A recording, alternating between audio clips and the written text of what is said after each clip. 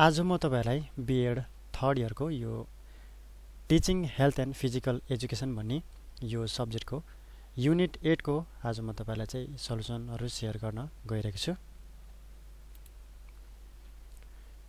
Unit 8 मा चाहिँ methods of organising intramural and extramural activities भनेर रहेको छ।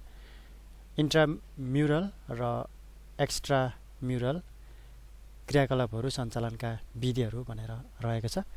यसको चाहिँ आज म तपाईलाई चाहिँ यहाँ क्वेशन आन्सर रहेको छ, यो म तपाईलाई शेयर गर्न गइरहेको छु र तपाईले चाहिँ भिडियोलाई चाहिँ पज गर्दै नोट गर्नुहोस् र नोट गरिसकेपछि याद गर्नुपर्ने पोइन्टहरु कुराहरु तपाईले चाहिँ याद गर्नुस् र त्यसपछि यिनै क्वेशनहरुलाई फेरि प्र्याक्टिस गर्न सक्नुहुन्छ।